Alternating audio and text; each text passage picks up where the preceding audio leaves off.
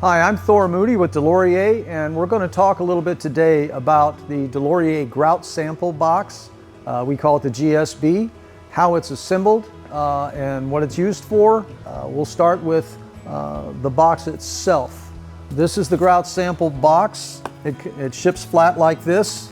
We're going to unfold this, and the bottom of this, as you can see, has interlocking tabs, so that when we fold up the bottom of this box, those tabs are going to work hard to keep this box square.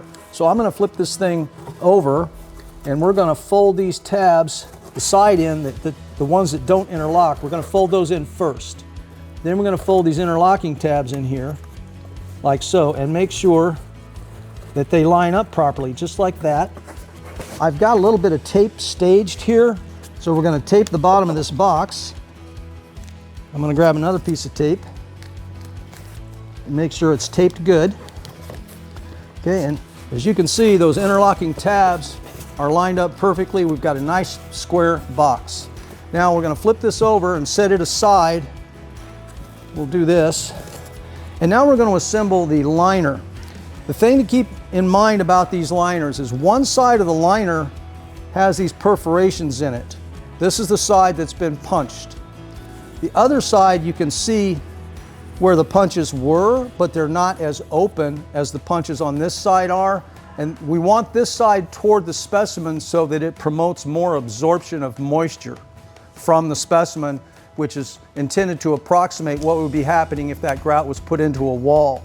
So one of these is going to be folded with these slotted inserts on the outside. The other one's going to be folded with the inside, so that when we put them together, all the specimen's sides will be against the slotted insert that's the most open part. So we're going to do this one here this way. I'm going to use this frame as a guide so that we get a nice clean fold like this. Now this is with the slotted insert up, so now we're going to do this one with the slotted insert down. And now we got a nice clean bend there. We're going to take these, put them together like this. Now we can fold these tabs this way, and see how these interlock? That will help keep everything nice and square. I'll come back behind the table. We'll finish folding these out like so, and like so. And lastly, this one.